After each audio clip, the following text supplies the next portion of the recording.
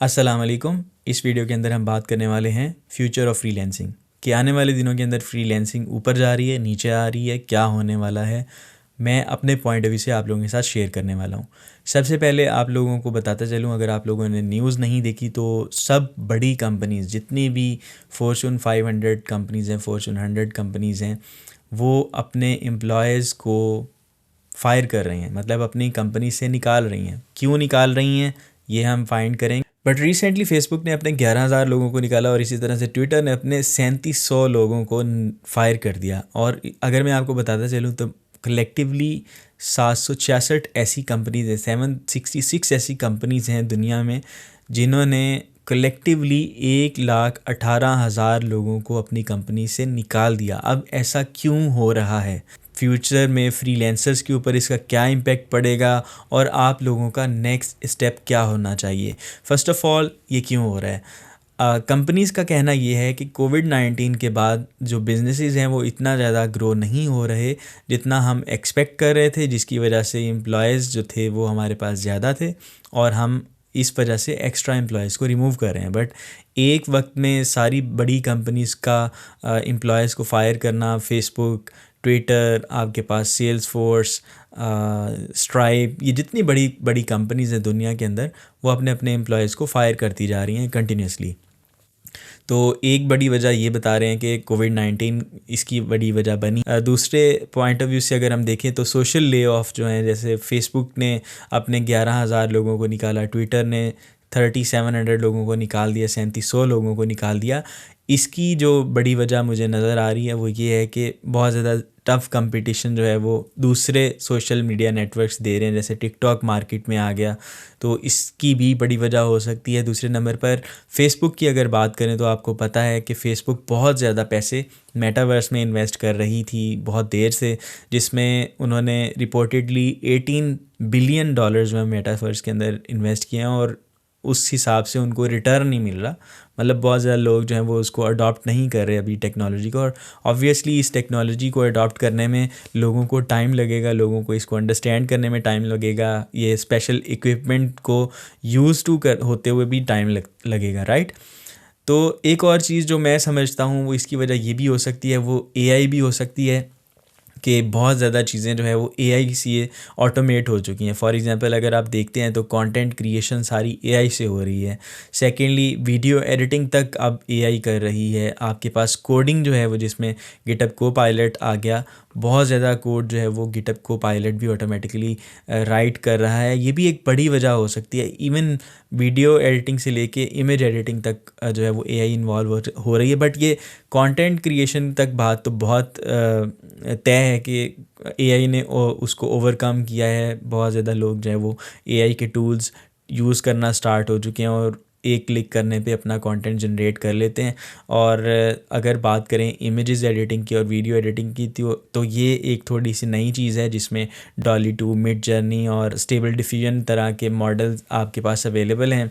उनको आप इनपुट करते हैं और वो इमेजेस और वीडियोस वगैरह आपके पास जनरेट कर सकते हैं। वीडियो के लिए अलग टूल्स हैं, जिसमें गूगल अभी इमेजिन के नाम से अपना एक टूल लेके आ रहा है, जिसमें आप कमांड्स देंगे तो वो वीडियो भी जनरेट कर देंगे। बट यस, किसी हद तक एआई भी ओवरकम कर रही है और मेरा ख्याल है कि आने वाले दिनों के अंदर एआई मज़ीद इसको ओवरकम करेगी।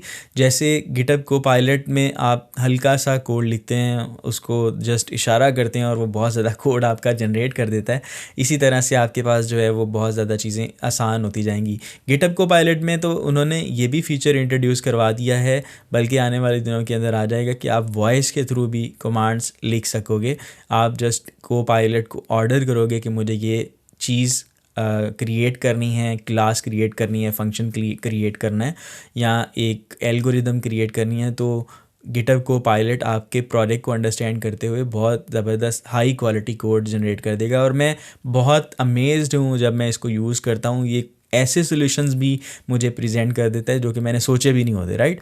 तो ये एक बहुत बड़ा मतलब हो सकता है कि एआई की वजह से भी लोग जो है वो हो सकते हैं। तीसरे नंबर पर रिसेशन है। रिसेशन में ये होता है कि बहुत कम लोग जो है वो स्पेंडिंग कर रहे हैं।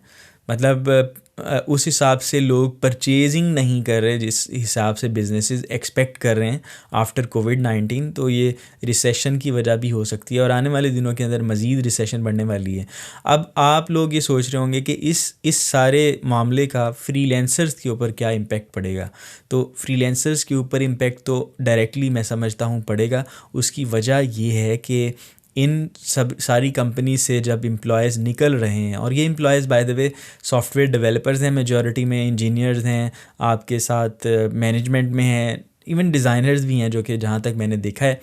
तो इसका डायरेक्टली आप फ्रीलांसर्स के ऊपर इम्पेक्ट पड़ेगा। द रीज़न बीइंग जब 1 लाख लोग जो है वो अनएम्प्लॉयड हैं और मार्केट के अंदर अवेलेबल हैं, तो जितनी अच्छी कंपनीज़ होंगी, वेल पेइंग क्लाइंट्स होंगे, वो उन लोगों को प्रेफर करेंगे जो लोग इन कंपनी से निकल के आ चुके होंगे, right. So the problem is कि अब आप लोगों को अपना नंबर बनाने के लिए अपने आप को मज़ीद अच्छा साबित करने के लिए मेहनत करनी पड़ सकती है।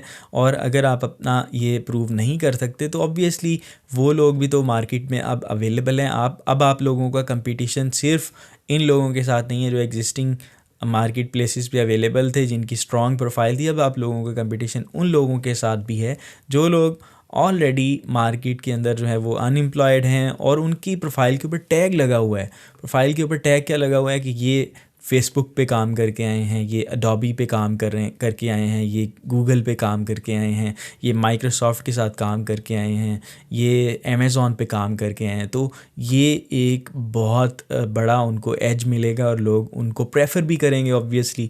सो ये एक चीज़ है कि इसका फ्रीलांसर्स के ऊपर डायरेक्टली इम्पेक्ट पड़ेगा और ये आप लोगों की जो है वो इनकम को डिस्टर्ब करेंगे, ऑब्वियसली ये बात होता है। दूसरे नंबर पर आप लोग देखोगे कि आने वाले दिनों के अंदर फ्रीलांसिंग प्लेटफॉर्म्स के ऊपर जॉब्स कम होना स्टार्ट हो जाएंगी।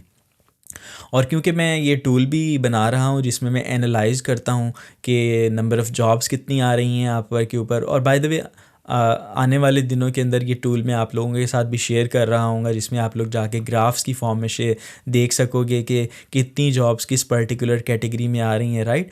तो आप लोग भी अंदाज़ा लगा सकोगे कि जॉब्स इंक्रीज़ हो रही हैं या डिक्रीज़ हो रही हैं।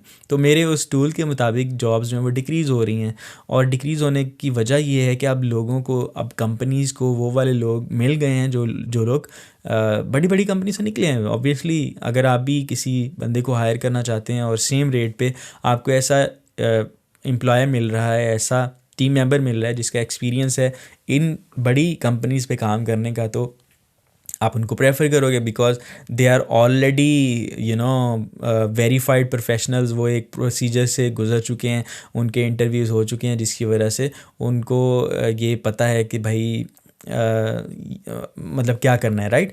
सो दूसरे नंबर पे आप जब जॉब्स के ऊपर अप्लाई करोगे तो शायद हो सकता है कि आपको लो रिस्पांस मिले, बट दैट्स ओके। आप लोगों ने इसमें घबराना नहीं है। मैं सजेशंस भी देने वाला हूँ कि अब आपने करना क्या है, तो आपने वीडियो कंप्लीट देखनी है।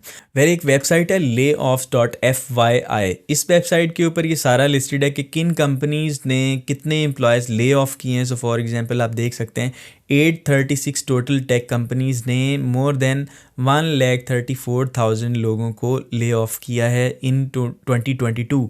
तो ये 2022 के स्टैट्स हैं और ये वेरीफाइड स्टैट्स हैं जो कि एक पर्सन इस जगह पर सारे ट्रैक कर रहा है। तो अगर आप देखना चाहते हैं कि किस कंपनी ने सबसे ज़्यादा ले ऑफ्स किए हैं तो यहाँ पर आप शॉर्ट करके भी देख सकते हैं। सो यहाँ पर आप देखें कि सबसे ज़्यादा जो एम्प्लॉयज़ निकाले हैं वो मेटा ने, मतलब फेसबुक ने, अमेज़ॉन ने, booking.com, Cisco, Uber, Twitter, and you can see that ये आपके सामने सारा डेटा मौजूद है। और अगर आप ये लिस्ट देखना चाहते हैं कि किन किन एम्प्लॉयज़ को इन वेबसाइट्स ने निकाला है, तो इस वेबसाइट के ऊपर लिस्ट ऑफ एम्प्लॉयज़ के लिए डॉक्यूमेंट भी सेपरेट बनाकर रख दिया गया है, जिसके ऊपर आप जाकर विज़िट कर सकते हैं और देख सकते हैं। तो इस वेबसाइट में अभी के लिए ये इन्फॉर्मेशन हाइड है। अगर आप इन्फॉर्मेशन एक्सेस करना चाहते हैं तो ये फॉर्म का लिंक दिया है, उस लिंक के ऊपर जाकर क्लिक करेंगे तो फॉर्म फिल करके आप डाटा की लिस्ट ले सकते हैं। बट ये है कि आप देख सकते हैं ये कैटेगरीज़ कौन सी हैं, इंडस्ट्री कौन सी थी, retail, travel, consumer, education, crypto, food, education, right. So sales, health care. तो आप देख सकते हैं कि इसमें आपको अंदाज़ा हो जाएगा कि किन किन कैटेगरीज़ के अंदर सबसे ज़्यादा लोग जो हैं वो ले ऑफ हुए हैं और उनकी इंफॉर्मेशन जो है वो पब्लिकली अवेलेबल है। तो ऑब्वियसली जिस क्लाइंट ने अब लोगों को हायर करना है वो क्या करेगा, वो इन क्लाइंट्स को ही प्रेफर करेगा ताकि वो ज़्यादा अच्छे से अच्छा काम जो है वो डिलीवर करवा सकें। अब बात कर लेते हैं कि what should be the next step. आप लोगों के पास जो है वो नेक्स्ट स्टेप्स क्या होने चाहिए, कि आपकी नेक्स्ट स्ट्रेटजी क्या होनी चाहिए। देखो, सबसे पहले मैं आप लोगों को ये सजेस्ट करूँगा कि आपकी जो फर्स्ट स्ट्रेटजी होनी चाहिए वो ये है कि आप बहुत केयरफुली स्पेंड करें, फजूल खर्ची बंद कर दें। इसके लिए आपने अगर कोई गैजेट ख़रीदना है, आपने कोई चीज़ एक्स्ट्रा ख़रीदनी है जिसके बगैर भी आपका गुजारा हो सकता है, तो भाई आप स्पेंड करना कम शुरू कर दें, बिकॉज़ आने वाले दिनों के अंदर थोड़े से हालात ख़राब हो सकते हैं, थोड़े से नहीं काफ़ी ज़्यादा ख़राब हो सकते हैं और ये वर्ल्ड वाइड होंगे। दूसरे नंबर पर आप प्रोडक्ट्स क्रिएट करना स्टार्ट करो। फॉर एग्जांपल, अगर आप एक डेवलपर हो तो आप ऐप्स बना सकते हो, आप वेबसाइट्स बना सकते हो, आप software as a service products को सेल कर सकते हो।